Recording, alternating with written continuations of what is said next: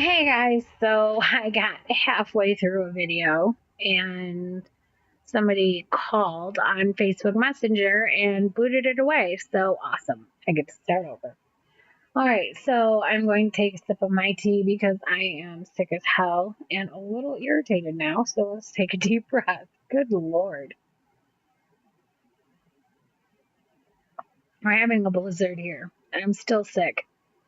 And today's been really busy. So I'm not my usual cheerful self. Can't kick this bug to save my life, and it's getting irritating as hell. And it's been really, really busy. So, kids home and stuff to do, and Monday, and it's just a Monday.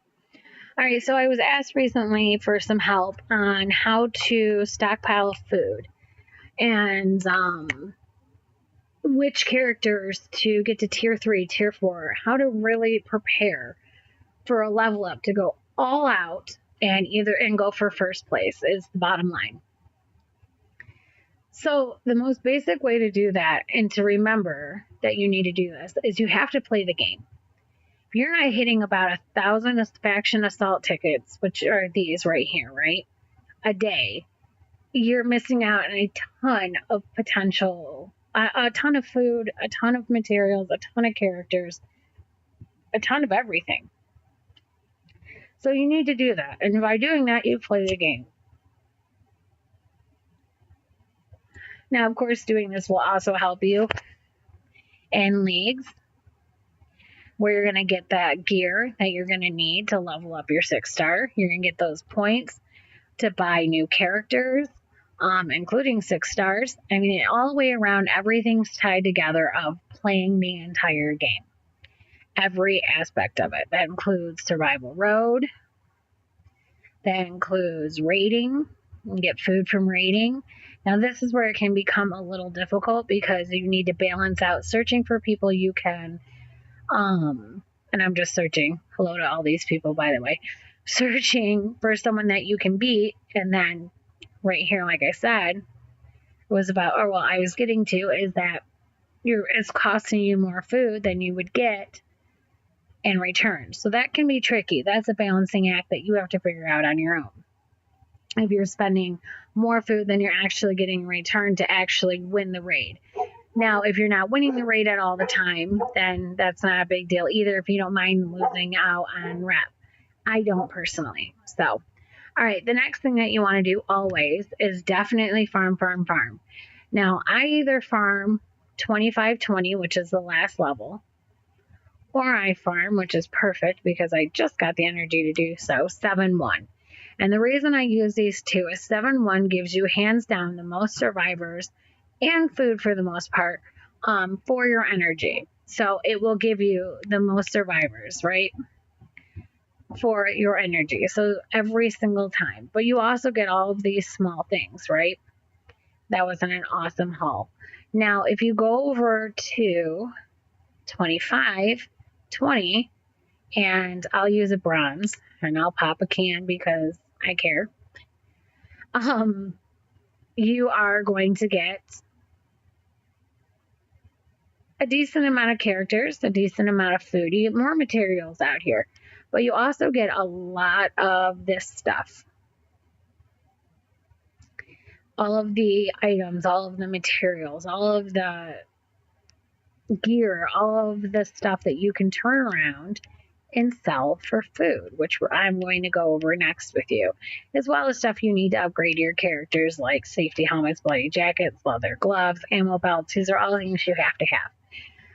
The other perk here is that a good portion of the time I will get a Lilith to drop. I doubt it will happen. It never does on video, which drives me nuts, but hey, that's the game. And nope. But I did get a ton. So, and hey, I leveled up. Nice. And you guys got to see it. Yay! All right, man, I got more world energy. I got duct tape polishing kits. And I got a mystery mod and 650 coins. Hurrah! At a level 35. So that's awesome. So I could go ahead and get in, but it says I need to disassemble weapons. Fantastic. So, I will disassemble weapons later, and we'll just leave that be. But I am going to get these going and get rid of that food standing up there or that wood standing up there, because that's just a disaster waiting to happen. All right, so the way that you want to do this, of course, is that you have all these options.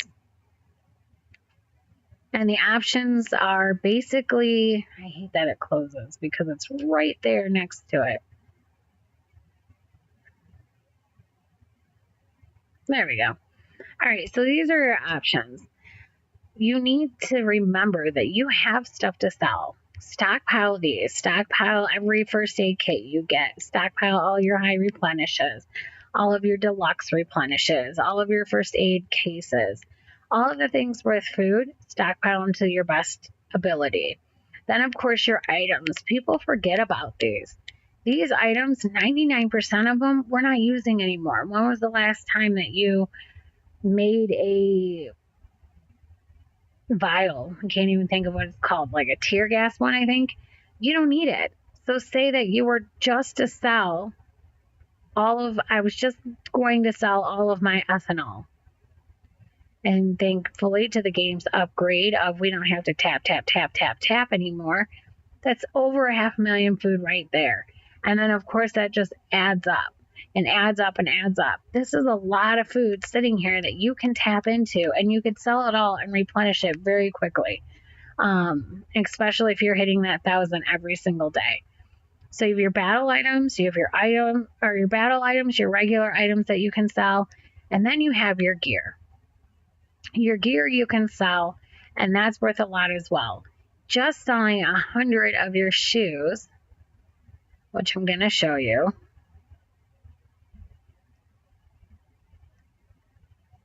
is over 500,000 food. Now, think about selling all of them. I mean, we're talking about millions and millions and millions of food. Then you come in here and you've got your survival markers on top of that. So even if you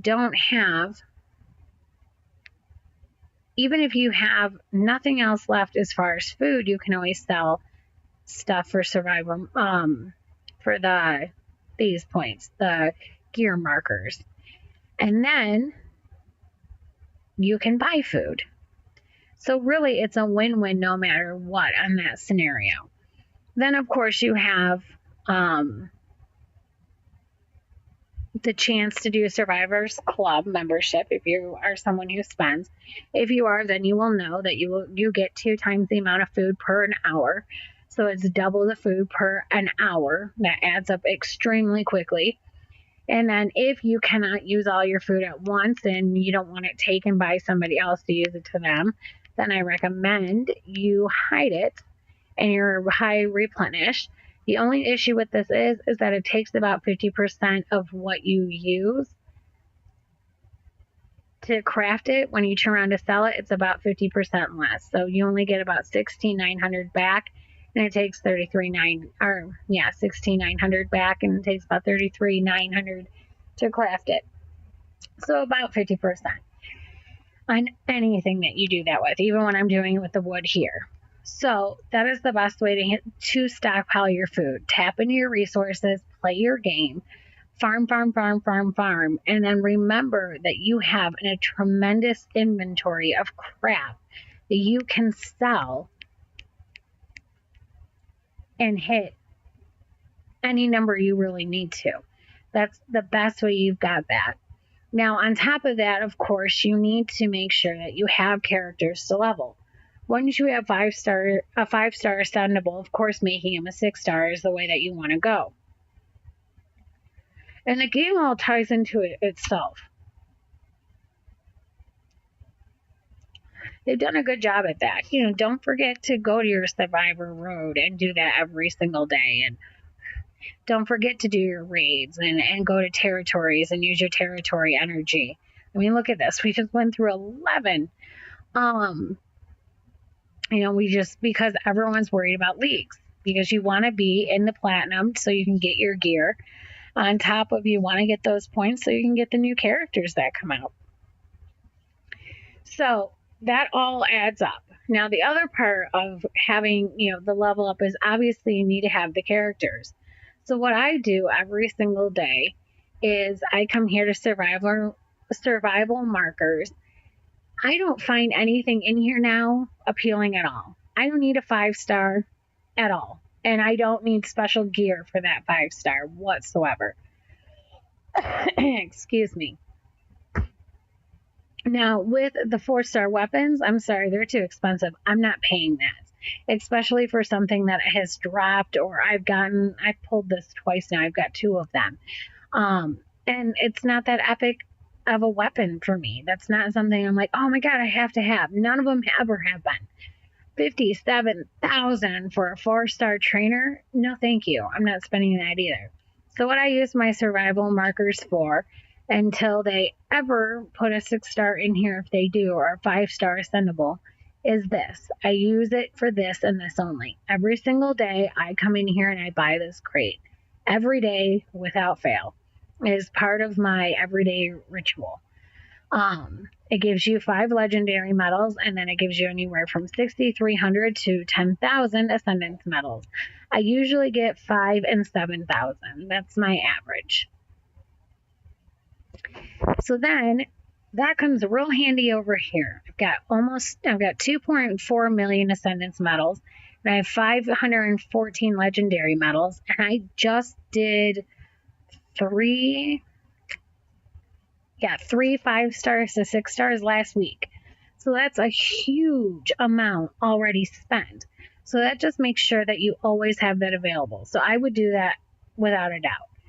The other thing is utilize what you have and what you're given. Might as well open up this. Yes, nice gold one. Sweet. Wish it wasn't the skeleton guy though. Anyways, you get food bags for events all the time. Don't use them. Don't touch them. Let them sit here and wait until you absolutely need them.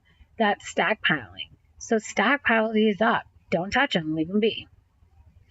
All of that together, you're going to have you'll be just fine. You'll have more than enough food. I promise you. As long as you continue to play every single day, hit that 1,000 and you'll be good to go. And of course, this is the other thing. You need to keep your training camps going. Now, we just finished up a faction level up, so I only have 1 going at this time. But as you can see, I already have 312 in here and 121 ready. Now, I'll get a second camp going and keep those both going, and they stay at about 2 to 3 days out. That way, when a faction level up comes up, I'm ready to go. So you want to keep 2 training grounds going at all times and keep them stockpiled. Keep them going, so that when you come in here, it ends up being, instead of 315, 1,400, 1,500, 1,600. All right, the next thing is how to decide who to level up. This really comes down to gear. Any 5-star, you want to get to level tier 4, level 1. Any 5-star. Obviously, you're going to want to go for your ascendable 5-stars first. It's going to be the most help for you. I just got him, by the way. And, of course, I want to turn him into a 6-star. So he is currently in a scavenger mission.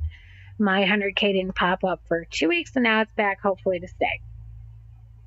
That being said, though, you want to level him like crazy. So what I want to do with him is I want to use him twice.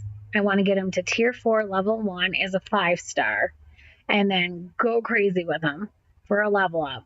Then max him out all the way, which we know takes a little bit, while you're working, especially on other characters as well.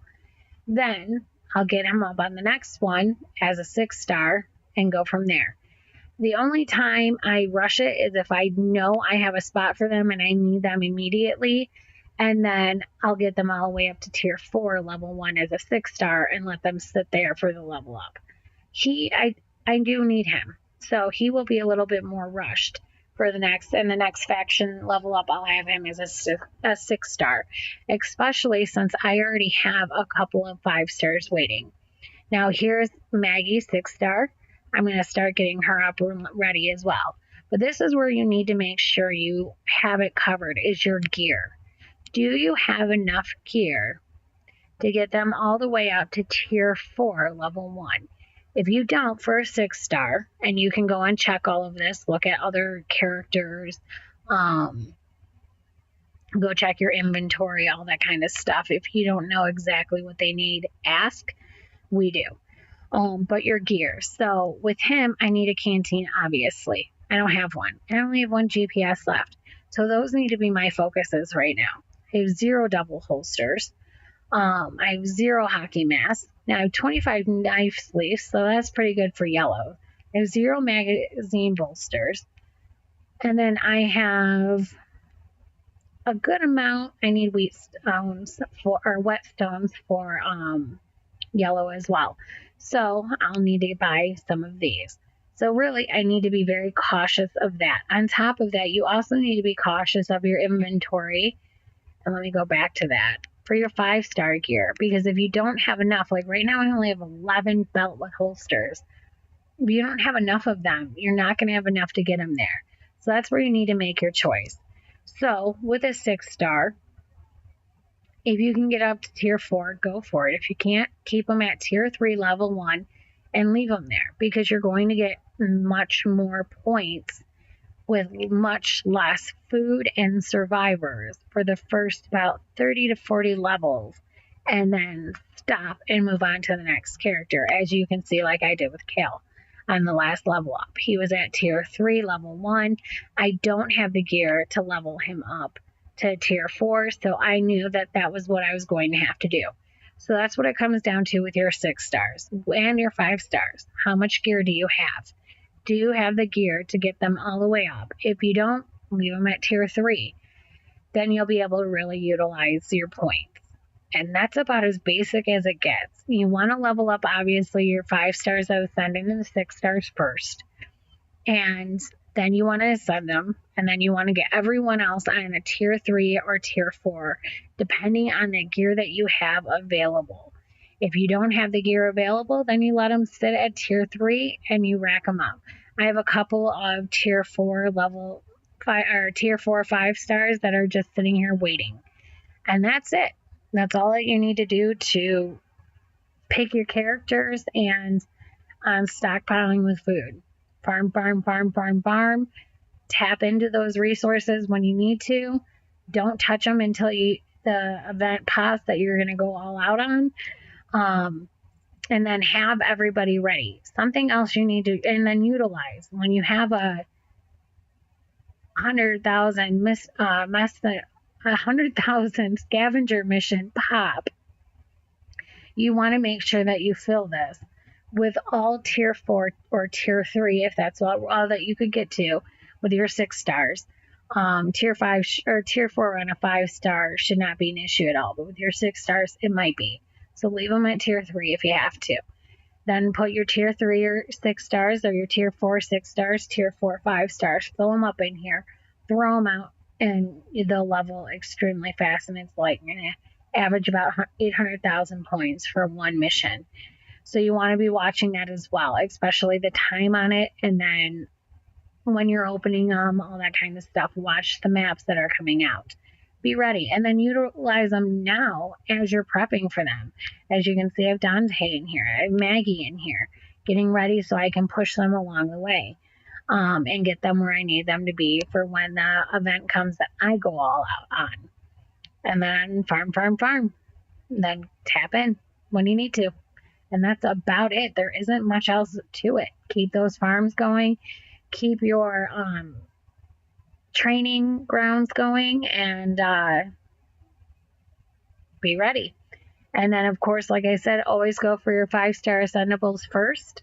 You want to get them to 6-star status and max them out as quick as possible, because no matter what, you're going to need them. If it's a secondary attack team, if it's a tower team, if it's teams to hold in territories, you're going to need every single one that you get right now, especially if you're just starting out, or even if you're a seasoned player like me and you're not a huge spender. I mean, you're going to need every single one, literally, especially as they become obsolete so quickly. That's the name of this game, is try to catch your ass, pretty much. All right, that's it on this one, guys. If you have any questions, don't hesitate. I hope I explained this well. Don't forget to like, subscribe, and share. Please subscribe. I'm so close to hitting